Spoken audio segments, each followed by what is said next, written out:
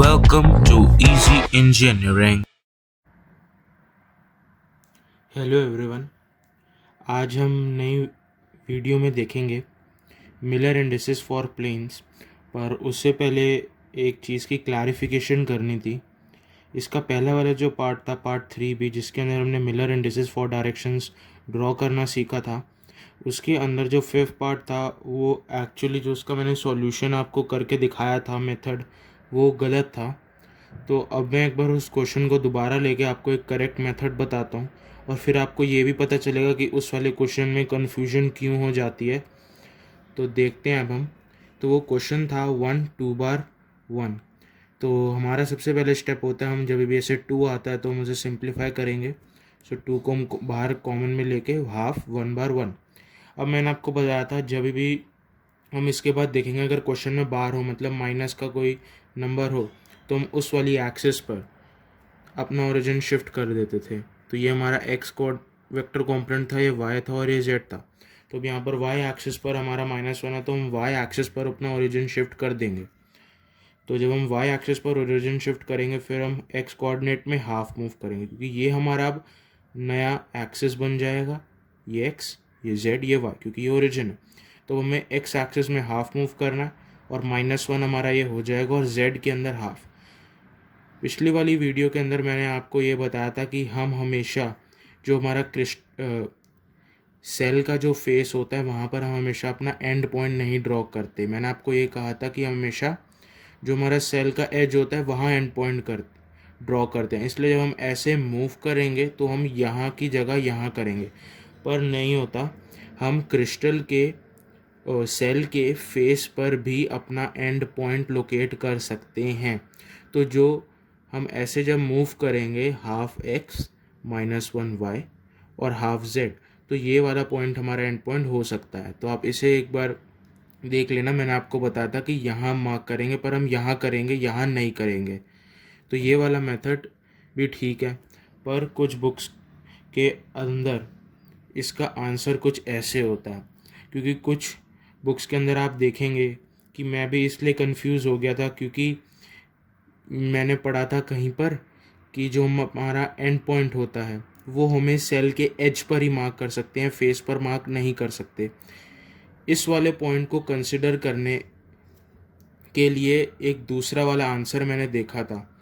इसके अंदर क्या है, अगर मैंने आपको कंसेप्ट बताया था कि जब हम देखेंगे कि जहाँ पर हमारा -1 आता है, उस एक्सिस पे हम उस एक्सिस पर ओरिजिन शिफ्ट कर देंगे। तो जब हम इस मेथड से ओरिजिन शिफ्ट करते थे, तो हमारा जो एंड पॉइंट है वो सेल के फेस पर आता है।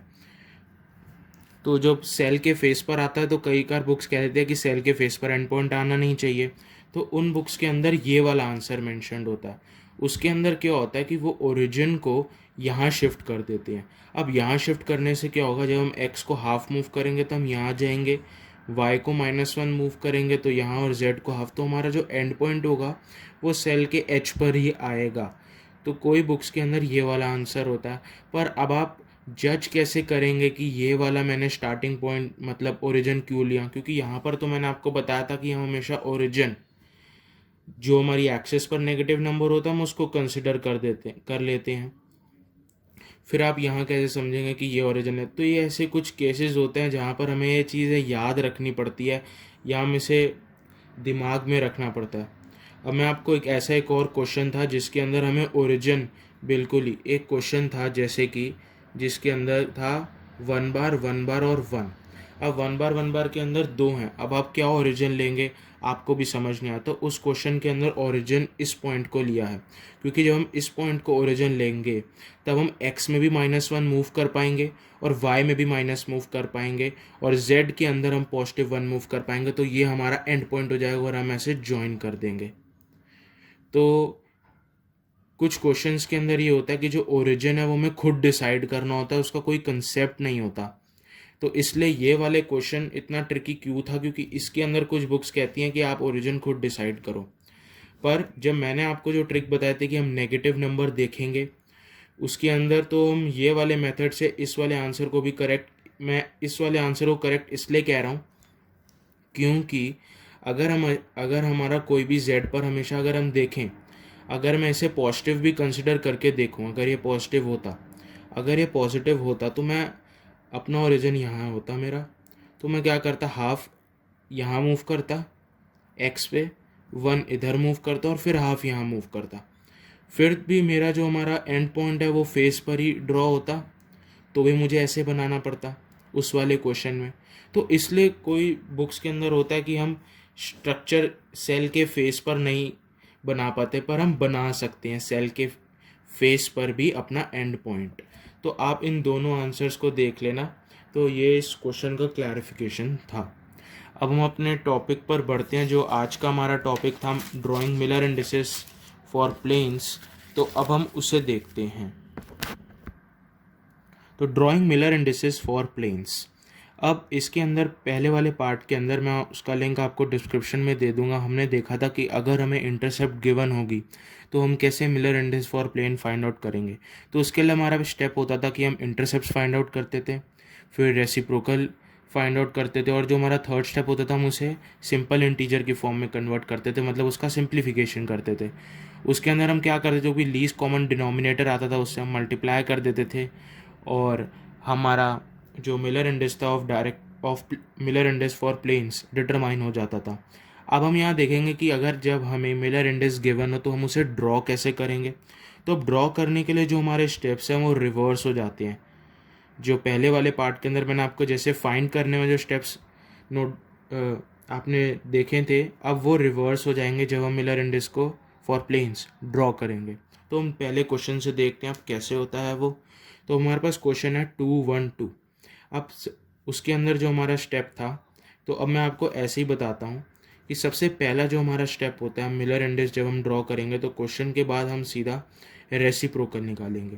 तो रेसिप्रोकल जब हम 2 का करेंगे तो वो होगा 1/2, 1 का करेगा तो 1/1, इसलिए मैंने 1 लिख दिया, और 2 का करेंगे तो 1/2। तो अब हमारे पास रेसिप्रोकल करने के बाद ये जो हमारे रेसिप्रोकल करने के बाद आते हैं ये हमारे इंटरसेप्ट्स होते हैं। क्योंकि आप देखें जब हमने वहाँ पर इंटरसेप्ट गिवन थे फिर रेसिप्रोकल करके ही हमने मिलर इंडेक्स निकाला था। अब जब हम मिलर इंडेक्स गिवन है तो रेसिप्रोकल करके हम अपने इंटरसेप्ट्स फाइंड आउट कर सकते हैं। तो क्वेश्चन गिवन होगा 212, सबसे पहले हम क्या करेंगे, रेसिप्रोकल निकालेंगे, 1/2 1 1/2, फिर ये हो जाएंगे हमारे इंटरसेप्ट्स। अब देखो हम इंटरसेप्ट को कैसे प्लॉट करेंगे। अब मिलर इंडेक्स फॉर डायरेक्शंस के अंदर तो क्या होता था कि हम मूव करते थे अपने ओरिजिन से एंड पॉइंट तक। अब इसके अंदर एक्चुअली जो मिलर इंडेक्स फॉर प्लेन होता है ये रेसिप्रोकल ऑफ द इंटरसेप्ट्स को ही रिप्रेजेंट करता है।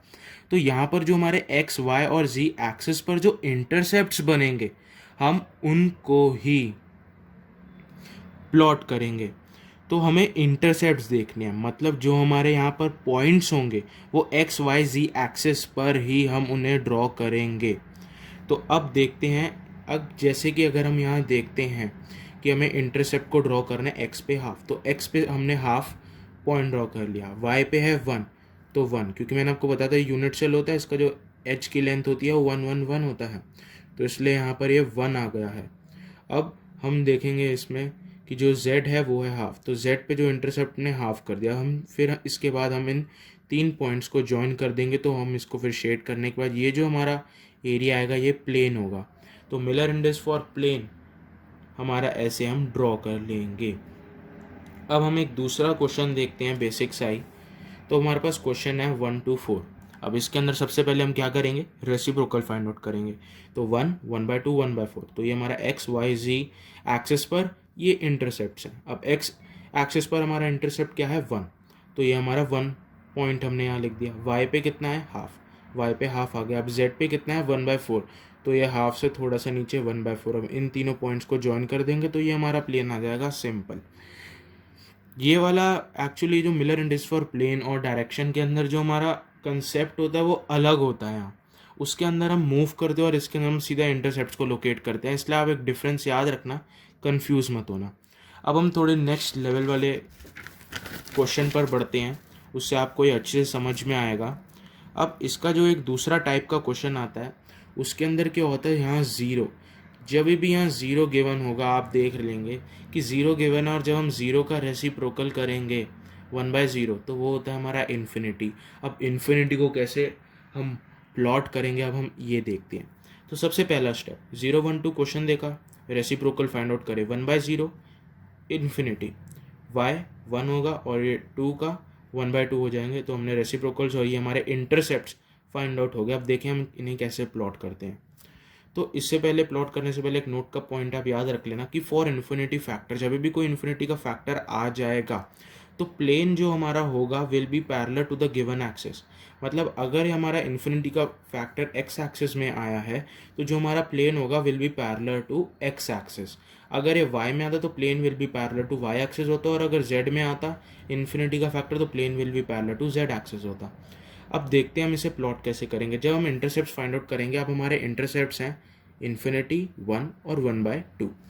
अब हम सबसे पहले क्या करेंगे, इन्फिनिटी को नहीं देखेंगे, हम बाकी इंटरसेप्ट्स प्लॉट करेंगे। तो हमारा y पे कितना है 1, तो हमने यहाँ 1 पॉइंट को मार्क कर दिया है, यहाँ आप देख सकते हैं 1 पॉइंट को मार्क।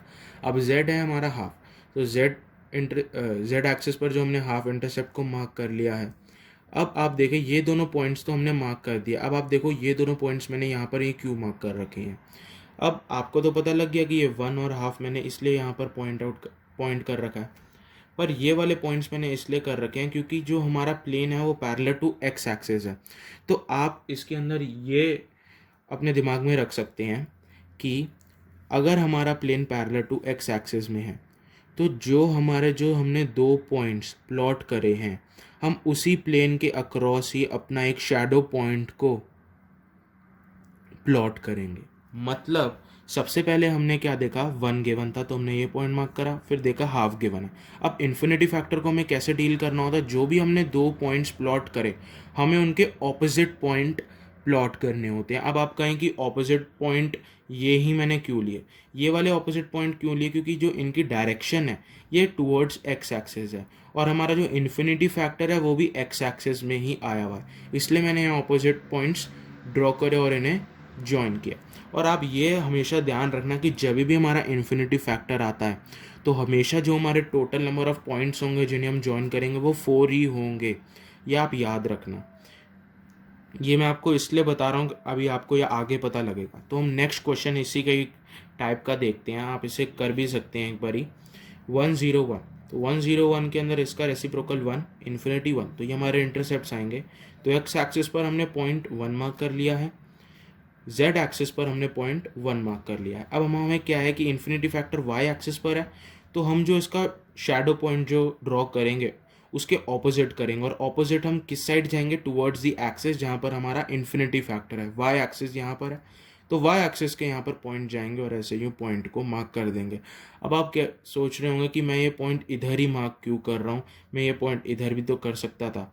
पर हमें ये क्या करना है कि ये वाला जो पॉइंट है मैंने क्योंकि इसकी लिमिट यहीं तक है, जो हमारा प्लेन होगा वो तो पता नहीं कहाँ तक उसको हम कर सकते हैं, क्योंकि वो तो इन्फिनिटी तक जाएगा आप सोच रहे हैं, क्योंकि इसलिए जो इसकी जो मैक्सिमम लिमिट हम पर ही इस पॉइंट को प्लॉट करेंगे। तो आपके मन में ये डाउट नहीं आना चाहिए कि मैं इस पॉइंट को यहाँ क्यों कर रहा हूँ, क्योंकि ये इस पॉइंट की मैक्सिमम लिमिट है। इसके आगे मैं सेल के अंदर, तो अगर मैं इस पॉइंट को वैसे तो मैं यहाँ प्लॉट कर लूँ, पर मुझे सेल के अंदर अपना प्लेन दिखाना है तो मैक्सिमम लिमिट पर ही मैं प्लॉट करूँगा। यहाँ पर भी मैंने मैक्सिमम लिमिट पर प्लॉट किया था, नहीं तो मैं ये प्लेन जो होगा ये तो पूरा, अगर आप देखें 3 डायमेंशनली मैं इसे डिनोट नहीं कर सकता, ये ऐसे पूरा बनेगा, पूरा एक्स एक्सिस के पैरेलल होगा। यहाँ पर ये पूरा ऐसे यूँ सीधा ऐसे यूँ जाएगा वाई एक्सिस के पैरेलल, इसलिए मैंने इसकी मैक्सिमम जो इसकी लिमिट थी वहाँ पर अपने पॉइंट्स करे, यहाँ नहीं करे और यहाँ भी नहीं करे, तो इसके शैडो पॉइंट में ऑपोजिट इधर करे जो इसकी मैक्सिमम लिमिट थी। अब एक आखिरी क्वेश्चन करते हैं, उससे आपको पूरा ये कंसेप्ट समझ आ जाएगा। तो ये इसका एक नेक्स्ट लेवल का ये भी क्वेश्चन है। तो अब हम देखते हैं, अब यहाँ पर क्या गिवन है, 2 हमें जीरोस गिवन है, 0 0 1। तो अब यहाँ देखते हैं हम कैसे करेंगे।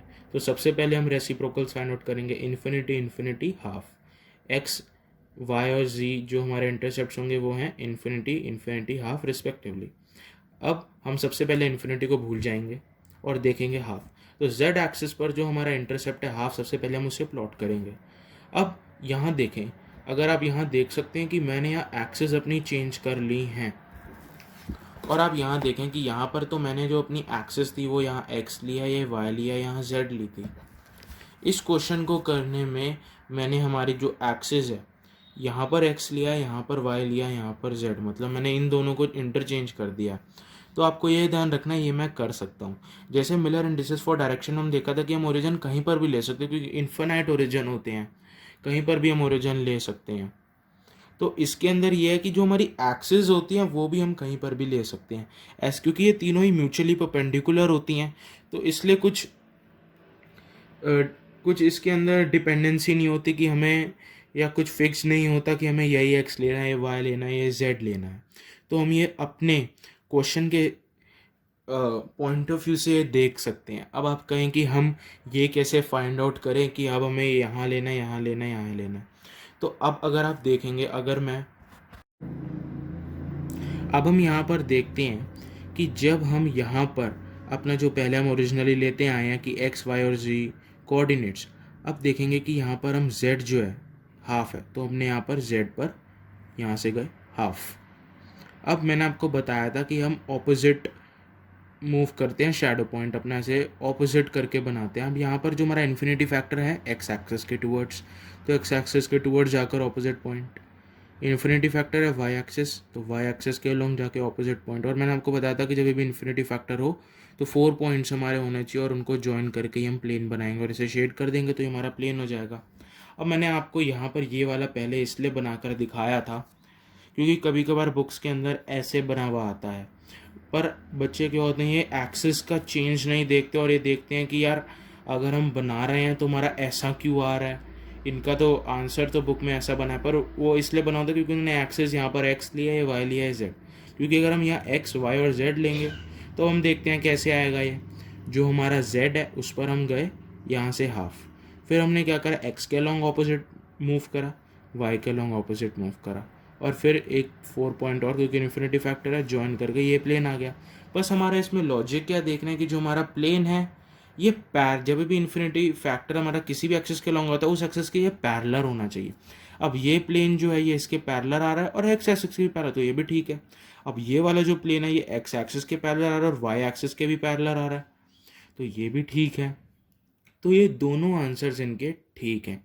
बस ये होता है कि ये वाला मैंने आपको इसलिए पहले बना के दिखाया था, मैं ये भी बना सकता था क्योंकि कई बार बुक्स में ऐसे बना होता है, इसलिए बच्चे कंफ्यूज ना हो, आपको एक क्लियर हो जाए। आप ऐसे बनाएंगे तो ये भी ठीक है और ये भी ठीक है। आप कहीं भी अपनी मर्जी से एक्स वाई जी कोऑर्डिनेट्स ले सकते हैं, कोई ऐसे बाउंडेशन नहीं है। बस ये मेरा इसलिए मैंने ऐसे लिया था क्योंकि आपको मैं ये कोऑर्डिनेट एक्सिस का चेंज अच्छे से यूँ समझा सकूँ। तो अब ये वाला टॉपिक यहीं पर ही ख़त्म होता है। मैंने आपको सारे ज़्यादातर जो मैं क्वेश्चंस थे अलग अलग लेवल के मैंने आपको यहाँ दिखा दिए हैं draw Miller indices for planes में। तो अब इस वीडियो को यहीं एंड करते हैं। आई होप कि आपको सब कुछ समझ में आ गया हो। अगर आपको कोई भी डाउट होता है तो आप कमेंट्स में लिख सकते हैं। मैं